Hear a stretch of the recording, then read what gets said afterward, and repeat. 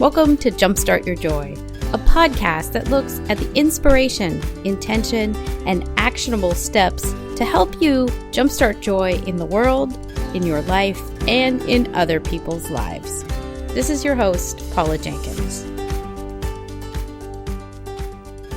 Welcome to episode 206. This week's show, I am looking back at the conversation I had with Jess Ekstrom, and she is the CEO of Headbands of Hope. And she is amazing and funny, and I just love this conversation with her so much. I'm excited to share it with you all again. If you are new to the show, I want to say welcome. I'm so glad that you are here. This is the very last episode of season 4. I cannot believe we are there. And next week we are rolling right on into season 5. Show notes are something that us podcasters do for every episode. They are usually a synopsis of the things that are talked about, and you will also find what I call resources, or the things that, some of the items that Jess and I talk about. If you want to get a link to them, you can find them in the show notes, which are at jumpstartyourjoy.com/Jess, Jess. While you're there, I also have a really fun weekly newsletter. In all sincerity, it's amazing. And I unpack and take a little look behind the scenes of some of the things that I get really excited about when I get to talk to these guests, or some of the quotes that they bring up that they say. And it's called 3 Things Thursday. And so we talk directly about the inspiration, intention, and action that you can take based on the stuff we're talking about in this very episode. I send it out every week. You can sign up on the website, jumpstartyourjoy.com. You're going to want to get on there. Over 3,000 people are, so get in with us. It's a lot of fun. I think you guys are really going to love this conversation with Jess as well. I mean, I met her in person in Atlanta last year, and she gave a speech. She's a very talented speaker. And one of the things that she brought up was an amazing quote by Will Ferrell, who's one of my favorites. And from that moment on, I knew that we were going to have a great conversation, and I wanted to have her on the show. She also said this really amazing thing about cauliflower and how it's such a versatile vegetable, I guess. And, if it wants to be a pizza crust, it's a pizza crust. If it wants to be a side dish, it can be a side dish, So she was really encouraging all of us to be more like cauliflower. So I'm going to just leave that with you, and we're going to jump right on into this conversation with Jess Ekstrom. Welcome, Jess. Thank you so much for having me. I'm excited to be here. Yes. Really exciting because we met in Atlanta. What was that? July? End of July. Yeah, July at the Mavenly Women Work and Worth Conference, which was amazing. It was. I will put a link out to Mavenly, and if folks are not listening to that podcast, it is very good as well. So yeah, it's really good. And then Kate, the founder, just released her new project called Work Well, that I'm super excited about, just kind of like wellness around working, because I'm sure as women entrepreneurs or just women going for it, sometimes that slips away from us. It does. It really, really does. And that's honestly, because we're recording mid-December, and that's like what I'm mapping out for next year is like, how do I plan out more time that's, working in the business and then working with clients, but also giving myself a little bit of a breather because I've been at it a bit much. Exactly. I'm going to attempt next week, as the holidays, to do no email, which has been a work in progress for me. Like this year, I've been trying to put in place some practices that have helped me be a little less glued to my inbox and look up a little bit more. Mm-hmm. That sounds delightful. I can never get to inbox 0, and I think it's like kind of a myth. So I'm trying to get there. I have to be at inbox 0. That's why I'm so addicted to it. It's because if there's like one thing lingering, even if it's just like a sale on Spanx, I have to like click it. It's still because I'm like, I can't. Yeah. So I need to like learn to let things wait. And I also hired an assistant that's been super helpful of like going into my inbox, and I've never had an assistant that's done that before. And so if there's anything urgent, she'll let me know. And so that kind of gives you peace of mind when you're away from it. It does. I can see that being very valuable. Well, let's jump into the first question I ask everybody, which is, what did you love most as a child or in school? What were your earliest sparks of joy? Oh my gosh. Always loved food. Mm. So food always got me excited. But as a kid, I was such a tomboy. And I remember like probably the best gift I've ever gotten was my sister went for Christmas one year. She put me on a scavenger hunt to eventually find this skateboard that she had bought at like a Goodwill and spray painted with my name on it. And it was like my favorite thing. The only bad part was I had no idea how to skateboard. So I would, we had this like long driveway. And so I would start at the top and sit on it and ride it all the way down, and ended up burning a hole in my shoe because that was the only way I knew how to stop. But I would still call it skateboarding. Like I was going skateboarding, even though I was riding it on my butt. I That love was it. my favorite thing. Yeah, still my Yeah. favorite gift. It is a good gift. I had a little yellow skateboard that I think I rode most of the time in a very similar fashion, Yeah, like down the court, and then I'd walk back up. It was like exactly. skiing. I still don't understand it. I'm like, how do you stand up straight? Like, how does it not fall underneath your feet? But the best part was like in middle school, because I think I was like in sixth grade when I got it. I would like go and be like, yeah, I'm gonna go skateboarding this weekend, and they'd be like, all the boys would be like, oh, you skateboard, and I'm like, yeah, I do, but they never they never knew my secret. So good. Oh, that's brilliant. And so now you're the CEO and founder of Headbands of Hope. And I love Yeah. your mission and the history. Will you it's probably a fun story to tell all the way through. So if you want to weave in both like your mission Yeah. and history, I would love for the audience to hear it. 2012, I started Headbands of Hope, and this was when I was in college. I was interning for the Make-A-Wish Foundation, and I saw a lot of kids that were losing their hair to chemotherapy, and they'd be offered wigs and hats. When a lot of them, I found, like wouldn't wear them, and I was confused. I'm like, why are we offering these to the kids when I see a lot of them wearing headbands after hair loss? So I looked up organizations. I said, okay, there's got to be something out there that's giving headbands to kids with cancer, because I would see them wearing them all the time. And I realized that was a need that wasn't being met. No one was doing that. And no one had maybe made that connection. So in just this kind of like spur of the moment thing, I just decided I was going to do it myself. It was funny that actually the founder of Tom's Shoes had come and spoken at my school like a few months prior, and talked about this, one for one model that he created that he wanted people to replicate to create more businesses of good. And so I just kind of was like, oh, I'll do that with headbands. So at Headbands of Hope, for every headband sold, we donate one to a child with cancer.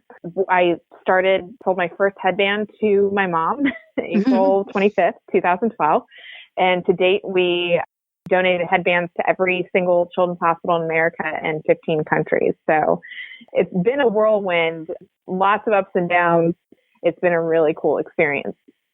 Yeah, it's so amazing. I mean, I think there's that interesting blend of touching on something that fills an amazing need and a gap that you saw, but it's also, I know so Danny Wood of New Kids on the Block was on the show, and he was talking, he has a cancer, a charity he named Remember Betty, which is in honor of his mom who died of breast cancer. Mm-hmm. And he also saw this need that was so kind of niche and practical yet meaningful. And so he helps people who are in the midst of cancer treatment and helps pay for like a mortgage or gets them a ride to treatment. Like it's simple and niche, but it's so deeply needed because it impacts people's lives so deeply. And so I love that. Yeah.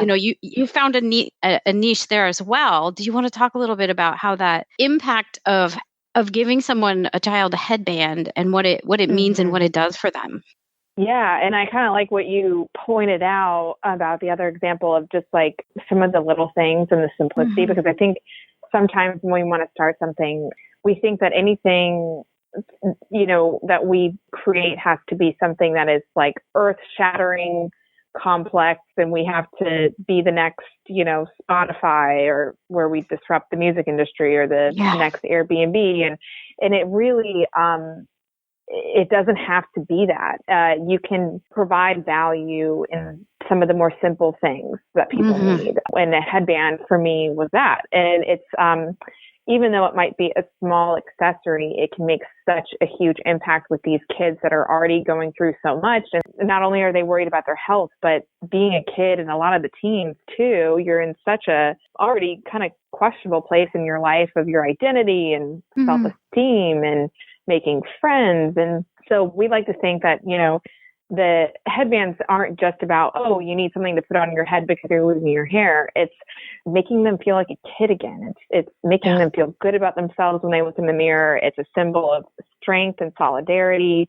And it's this little gesture that, when I've learned going into the hospital so much the past 7 years, it's really those little things and those little moments during the day that can totally just bring just a hint of light that can really brighten up the room, because it can be such grueling and dark times, not just for the kids, but for the families. So if we can add that sense of just normalcy and something fun and positive, then that's what we want to do. And that even evolved into a program that we started called DIY Headband Days. So we actually send flower crown kits and bandanas that can be colored, and the kids can actually design and create their own headbands in the hospitals. So it's a little bit more of an interactive experience, and that's worked really well for us and been really cool to see the kids be able to kind of spread their wings too. Oh, I love that so much. I bet that's so much fun for them to kind of dig in and make their own headband. That would have been, I mean, I would still want to do that, right? I know. It's so funny because when we sometimes will go to the hospitals and administer it, and I'll kind of get caught up making my own headband, and then I'll look up and I'm like, oh man, I need to go help the kids. I really want to highlight and underline. I know what you said there was so important about, we get so overwhelmed and kind of worried that the thing we choose to do has to be this earth-shattering thing. But I love the next big thing. Yeah, I mean, with a show like Jumpstart Your Joy, obviously, I like those little things that really have the ripple effect and that have such a huge impact and are kind of genius in their simplicity, right? Exactly. Because also the reality is, people don't want to think too much. People don't want to reinvent their own wheel. I think that there are so many things that are disruptive in the industry that are great and are moving us forward. Oh yeah. But then there's also some stuff that's there's no need for so much complexity around going to the grocery store or doing, X, Y, and Z, or buying this. And so I think there's a lot of things that we can do that are just simple solutions that provide value.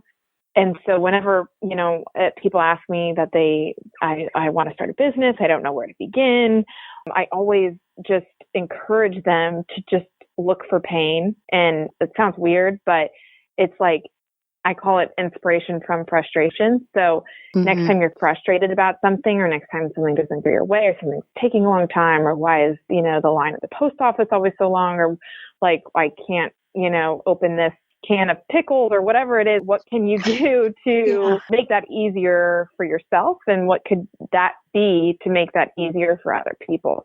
And so sometimes it's just looking for those areas of pain that you can fix that are the best ideas. Yeah. And I think, and I know you have more around this one as well, but isn't that kind of why we all love Shark Tank? That these people listen to that little inner nudge of, okay, so here's one of the really silly ideas. My friends and I like to sit around and make up fake things. One of them is called the culottes, which are self-cooling shorts.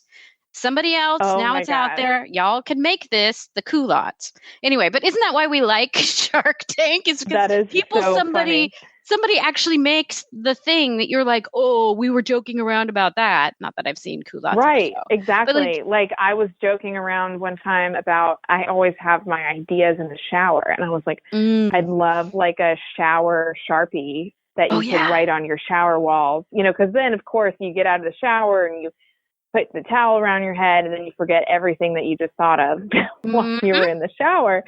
And then people were like tagging me. I think I posted on Instagram or something, and they were like, "Oh, it exists." And I'm like, man. But yeah, it's like, why not just noodle on things? I think we talk ourselves out of so much before we even begin. And because there's every reason in the book not to do something. You can think about how many businesses fail. You can think about how much time you have, or how busy you already are, or what the weather's like that day. And so there's so much airtime that we give in our heads to what could go wrong. And it's like, imagine if we gave that same amount of airtime to what could go right. Like, would we move a little bit more further in our ideas and the things we want to do if we thought about what's possible and not what would stand in our way? Yeah. Yes, totally agree with that. And then once you've started putting the energy towards the thing, I mean, culottes wasn't my thing, but like a podcasting class was. And that became a thing for me, and now is a major part of what my business is, because I saw so many kind of like created by big entrepreneurs, and then it was more, quite frankly, of like a lead magnet for them, and so they were putting it out there but missing huge steps. And I'm like, wait, I can't start a podcast with that information, so what do I need? And from my notes came this class. Like it was a similar experience for me starting Mic Drop Workshop, a course that I started this summer, actually right before we met at the conference. Was I would get a lot of questions from women who have these amazing stories and they want to go on stage and tell them as a professional speaker. And it was kind of this thing where like, would it be helpful to create an online course of just everything that I know about speaking professionally and getting paid to do it? Because there's also a huge demand for female speakers, because that's been lacking, to say the least, on some lineups. There's actually like a trending Tumblr account called Manels that are like all male panels that people call out. But it was something that I was like, okay, yes, an online course might take some time to create. Will there be like a bunch of like back-end stuff? Is there already enough courses out there about professional speaking? And there was just, of course, a laundry list of things that I could say, no, it's not the right time. But then there was just this one thing where I was like, what if this could launch one person's speaking career where they could make a huge impact through their story and an income while doing it, just for like one person? Would that be worth it to me? And it was. And so I did it. And now that's turned into hundreds of amazing women and an awesome community at Mic Drop Workshop.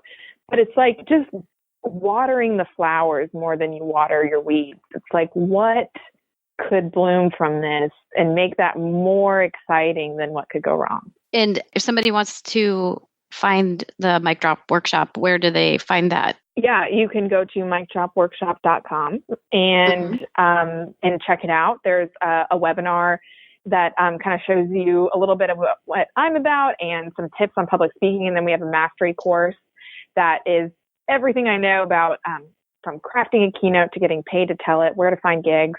And then if you're in the mastery course, you're in this closed Facebook group for women who are also in it. And we refer each other to gigs and post stuff for feedback. And it's been really just like, it's taught me a lot too. I've learned a lot from all the women in the group, and it's been a really cool experience. I can't imagine if I would have just closed the door on it because of all the doubts that we naturally have, you know? Yeah. And I'll link up to that in the show notes. I agree. The same thing. It's amazing the things from the podcast class that I've learned, because questions get asked and I'm like, oh, I need to research that because I haven't even thought about it. Or just hearing where people, that's happened too.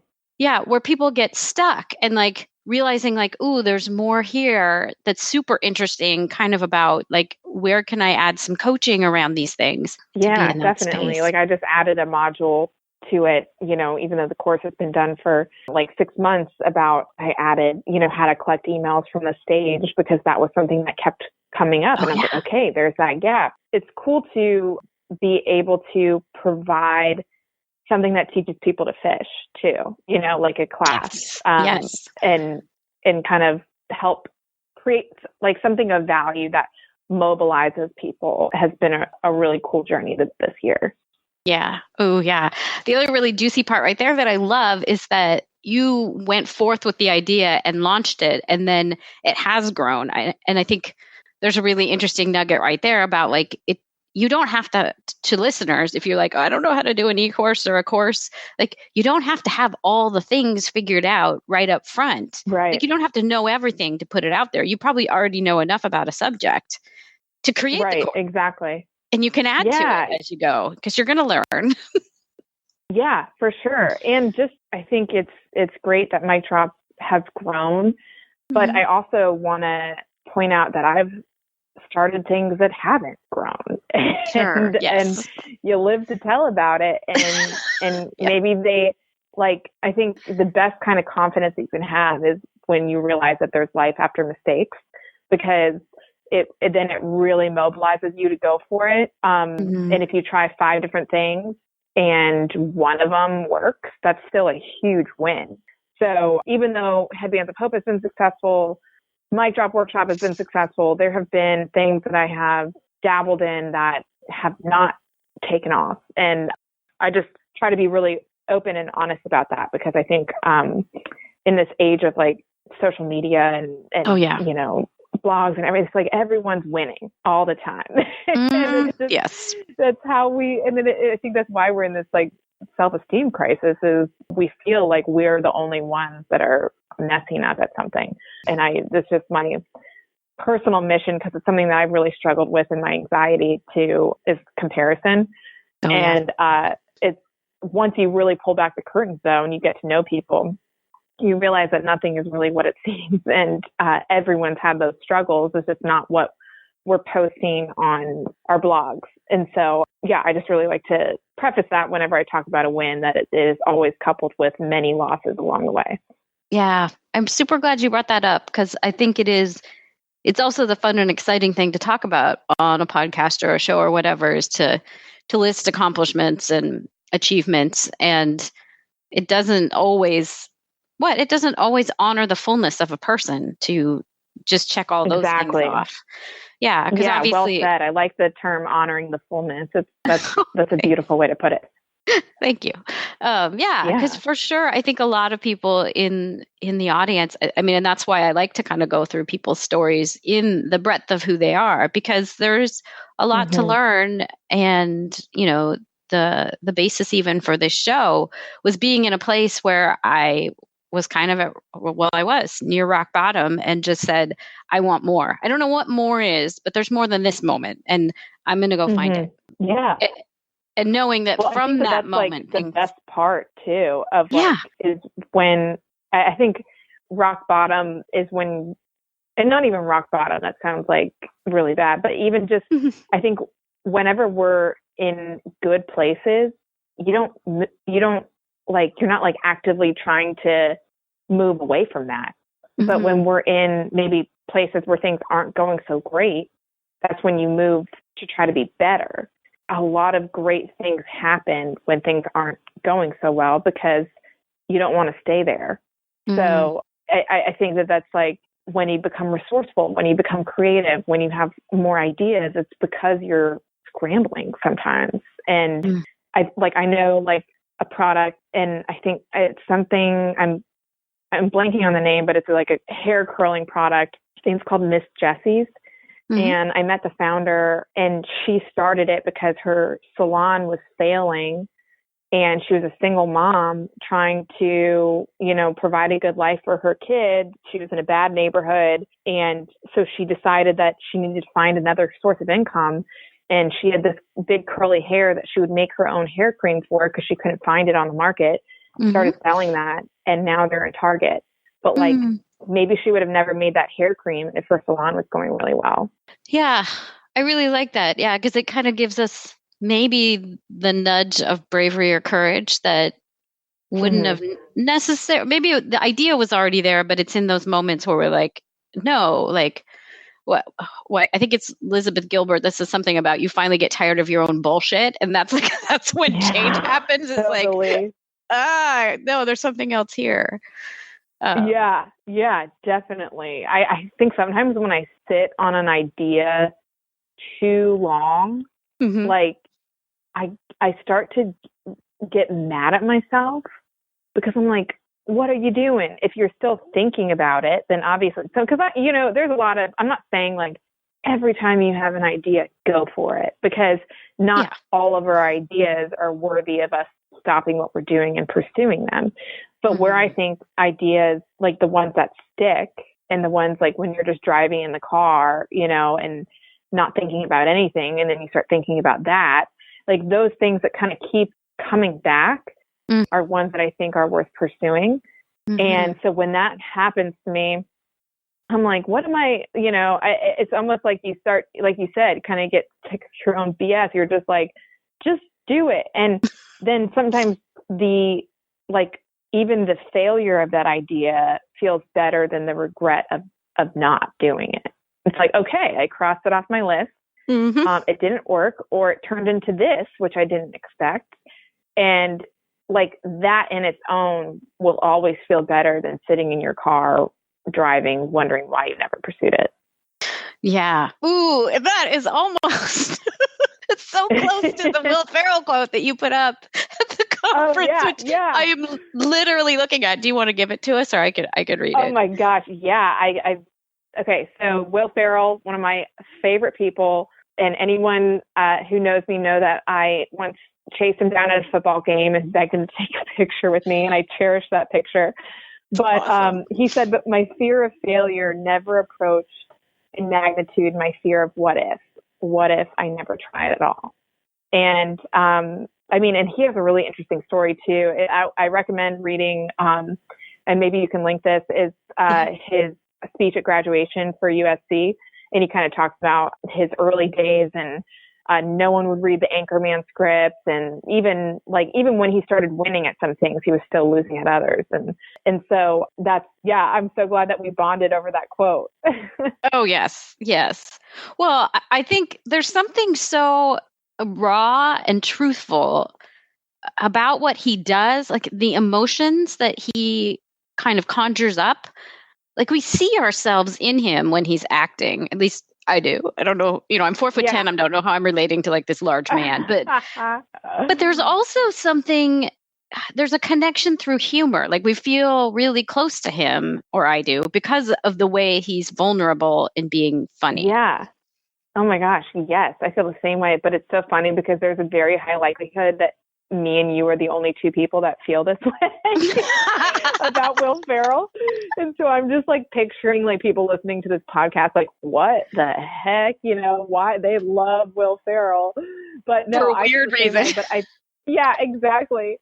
No, but that's like, I appreciate humor so much that I think when I first started speaking professionally, I thought that I had to put on this persona of like, I'm this businesswoman that has it all together, and like, right. Look at my structure that I've done and blah, blah, blah.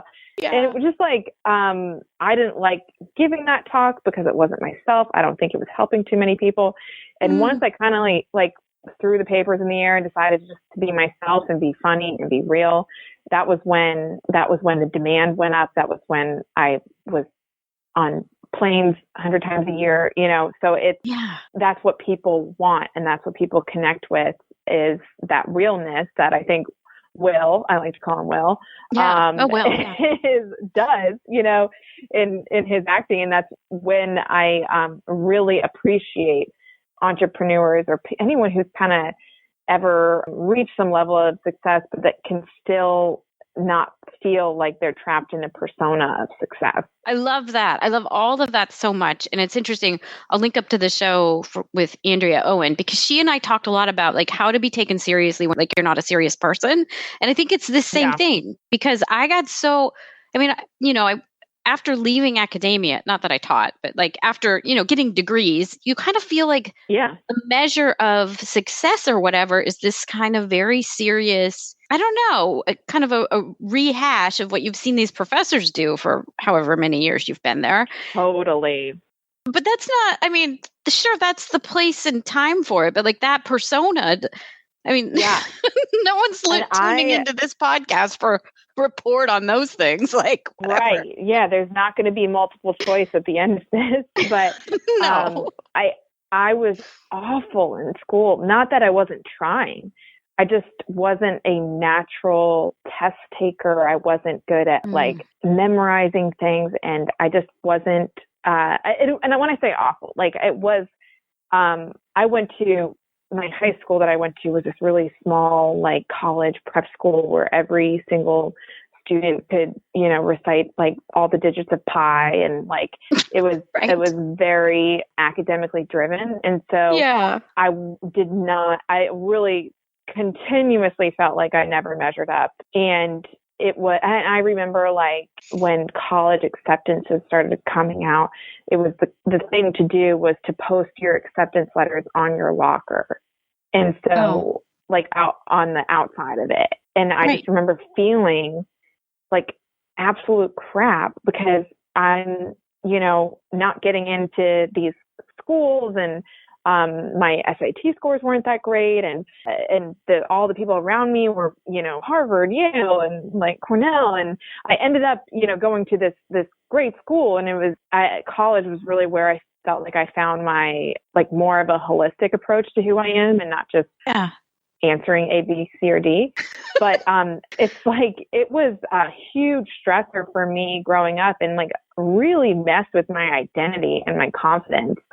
I was being told that I wasn't good enough, because that's what these grades for me were telling you. So yeah, that was hard. That's something I feel really strongly about too. And when I, try to speak at schools, it's not just about, the numbers on paper. What are you doing? Are you being active in your community? I'm actually on the board of this nonprofit called District C, where they pair high school students with startups and businesses in the local community, and they solve like a real world problem for them and give them solutions to one problem that they're experiencing. And it's so cool. And that's what gets me excited about education, is like real problem solving, group work, things like that. But it was a big pressure to my identity growing up, for sure. Yeah.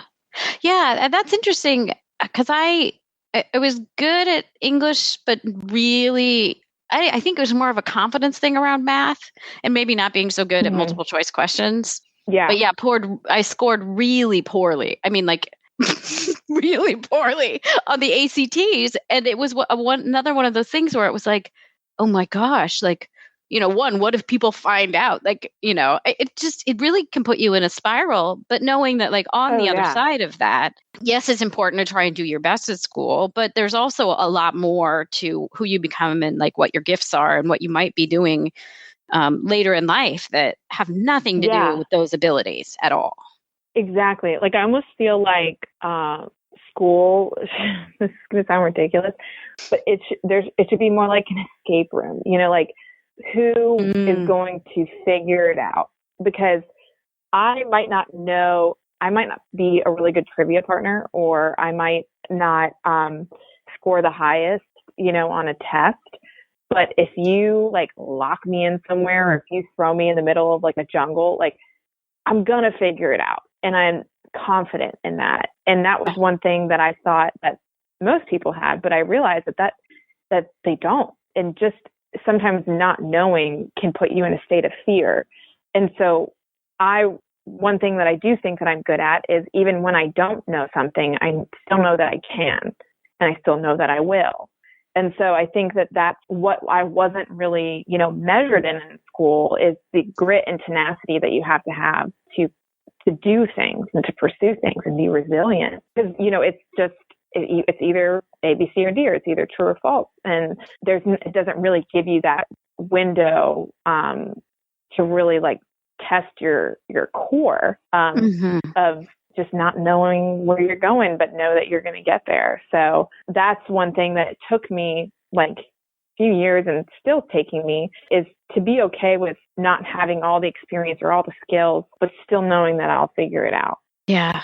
So many entrepreneurs are a really great example of kind of tapping into being really crafty in the different kinds of ideas that come up, and like how do you solve problems and how do you get super creative, and those things, at least in my experience, are not necessarily the things that can even be taught. I mean, they can be encouraged, but then it's really interesting. And I don't know, as a parent, I have an 8-year-old, I don't know how to best instill that in my child other than encouraging him to look for ways to solve problems and be creative. Like it's interesting. Right. Yeah. How do you teach it? Yeah, I think about that too, because a lot of people ask me, me starting a business, and in my speeches, I share how my sister is an ultra marathon runner and she runs like 100-mile races. And people ask us like, well, what did your parents do to make me and my sister be, such risk takers? And it really wasn't like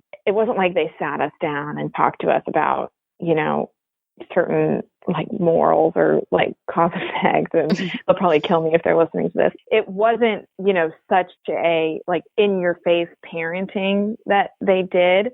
I mean, for example, my mom, she biked from New York to California, and my dad, he played Division I football and then had a startup that he did for 10 years and left his job to do it. And like, so they kind of led by example in that.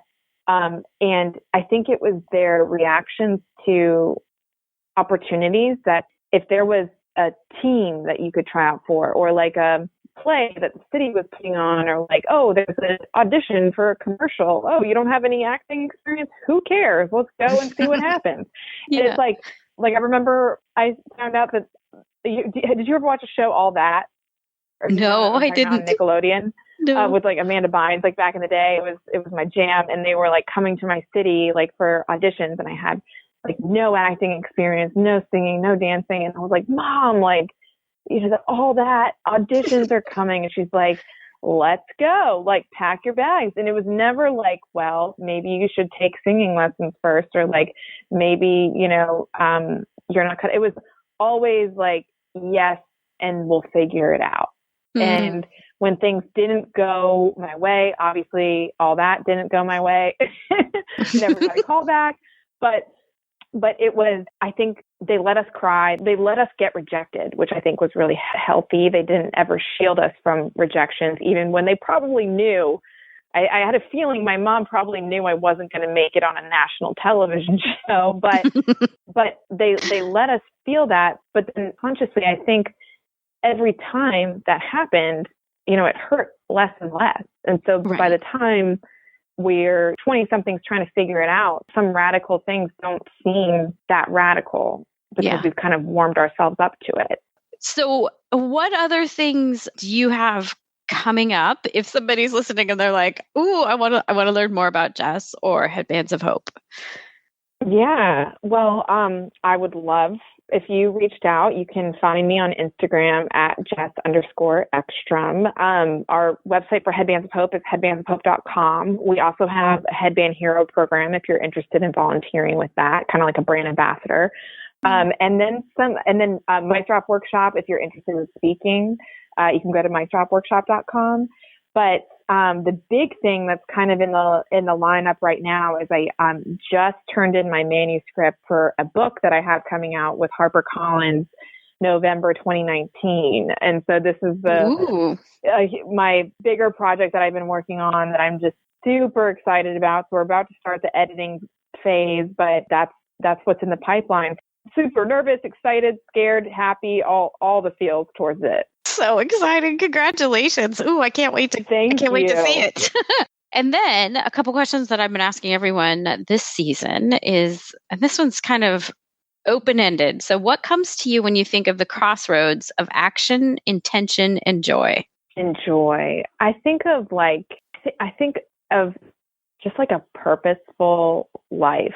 I just think the things that I want to do, I want to be anchored to them by something real. And I think that's what brings you joy, is when you're doing something that's meaningful to you. I think we're more actionable when we believe in the end results. And I think our work is better when we're intentional towards it.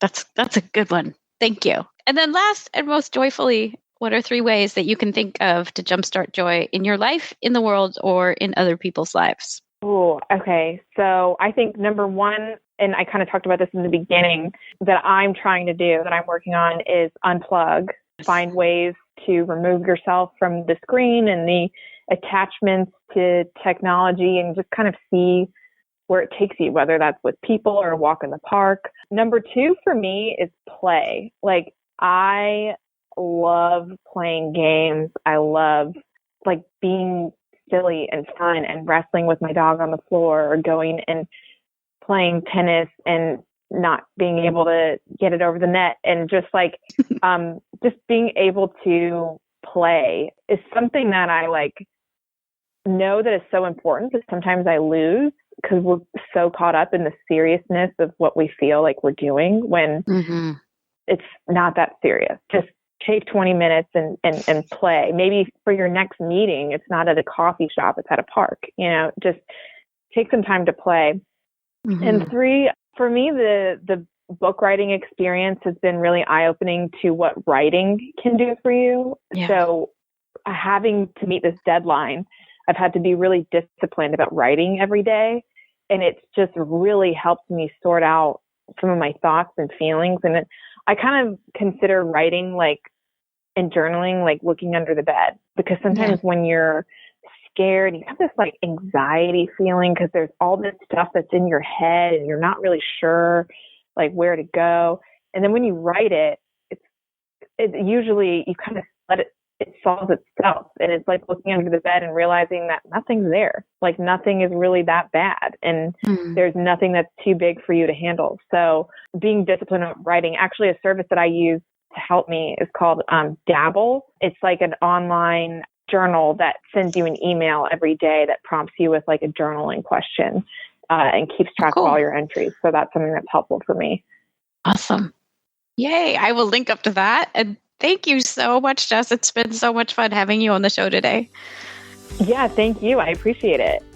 Jess, thanks so much for being on the show and for being the episode that rounds out season 4. It's so exciting. If you want to find out more about Jess or some of the things that we talked about and get links to those sites, you can find the show notes for this episode, jumpstartyourjoy.com/Jess, JESS. And while you're there, like I said earlier, you're going to want to sign up for the very amazing 3 Things Thursday, which is my weekly newsletter. And we're going to talk about the inspiration, intention, and action that you can take from what Jess and I just talked about. But you're going to have to sign up to find out what that is. Not giving out any spoilers around here, folks. I hope you'll find your way over there. It's on the website, jumpstartyourjoy.com. You can find it and sign up for the weekly fun. So next week, holy cow, is the start of season 5, and I am super excited about it. It's also the week that I am going to Atlanta again, and I'm going to be speaking at She Podcasts Live. I'm going to be talking about content creation there. So awesome, and I'm really, really excited.